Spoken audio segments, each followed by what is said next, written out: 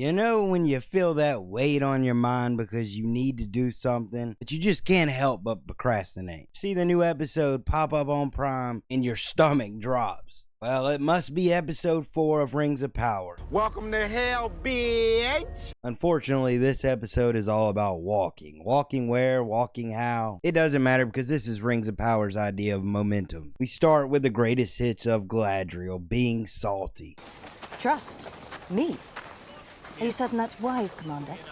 And you see, this is why people don't like Galadriel. The whole reason we're even doing this is because her ego wouldn't tell Celebrimbor the truth. She still has the nerve to be pissy about the whole thing. Elrond continues to speak up for himself, but this situation is all designed for Galadriel to take her rightful place as a leader. They are still taking their sweet ass time though with this whole situation. They're planning to send an unequipped messenger to deliver the most important piece of information in Middle-earth, of course, failed. The High King is sending a special group of individuals with a certain set of skills. Elf Team 6, baby. They are locked and loaded, and let's meet the team. First up, Asian persuasion. She's quick, she's smart, she's Asian. That's really the most important part.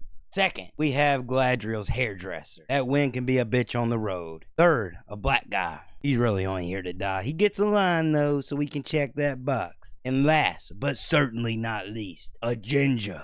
We just kind of felt bad for him and told him he'd come along. Why the hell didn't we ride horses again? I guess being immortal, you don't understand the concept of urgency. Their path is cut off by a collapsed bridge, and Elrond will of course make the wrong decision by going through the Barrow Downs.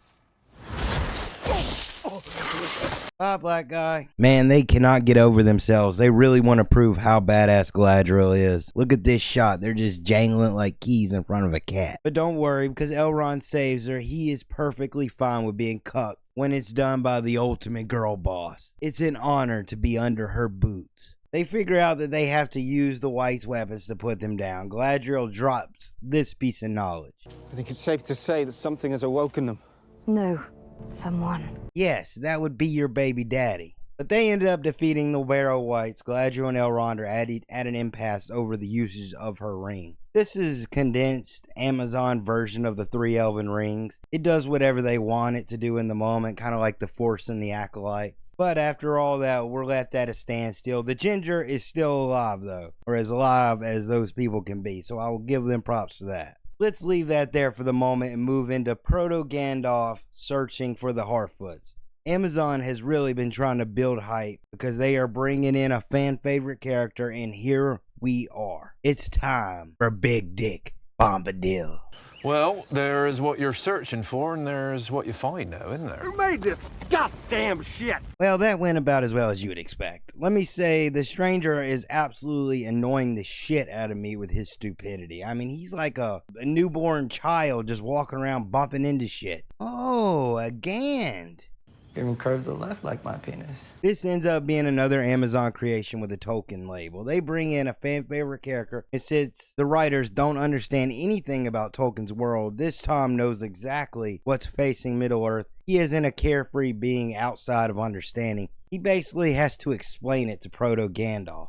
There will be no end to burning till all Middle-earth is ashes. And what it comes down to is Tom just doesn't give a shit. This is just a plea for acceptance by this show, and they fail at that too. I mean, they literally cannot get anything right. And speaking of shit, here we come to the Harfoots. My worst nightmare has happened. The Harfoot storyline is now being split into 2. We are supposed to be bringing characters together at this point. Smooth, you have the instincts of a panda. They can smell you across the desert, lady. But that is when they are approached by what can only be a retard. They end up following him to his village. I thought finally some consistency with ethnicity. This actually makes sense in the context of the world. But then I saw the Saltines walking. It's just another street in modern day Los Angeles. It's like Skid Row with less fentanyl. These be stores. And they capture the Harfoots. Nori learns about the Harfoots not having a home. Honestly, I do not care. Luckily, the masked riders show up to lay out some justice. Pleasure.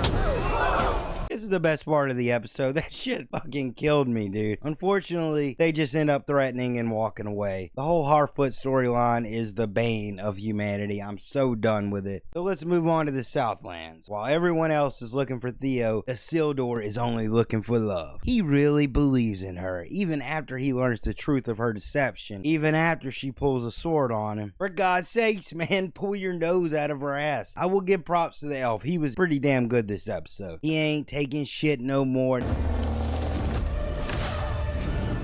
Damn, man, these hoes be dropping like flies this episode. The Ents end up being pissed, so we get a front row seat to a meltdown by the Carent. But then the elf comes in clutch again, and he ends up putting the moves on the Carent. What is that sap leaking? Get a forest, dude. Her husband is right there. The Carent gives the elf a flower as payment for services rendered. Theo ends up being freed. Istridge's husband is also freed. What is this storyline? Does anybody actually care about this inevitable love triangle? Like, pile on the slop, Amazon. Arondir is going off to hunt some orcs. Theo's going to do his own thing. Hopefully, this just means we can get rid of Theo and start bringing some of these plot lines together like so. And speaking of orcs, we come to meet those lovely family men burning and scourging the earth as they march, just spreading their joy to the world, and Galadriel's crew come across them. A stray arrow ends up catching her hairdresser, and look at this, her ring heals him. Look at her hair, he is irreplaceable. Galadriel ends up sending them all back with the ring. This is really only for a hairdresser in my opinion. I mean, that kind of quality you just don't happen upon. So they all set off to warn the High King before he heads to Mordor.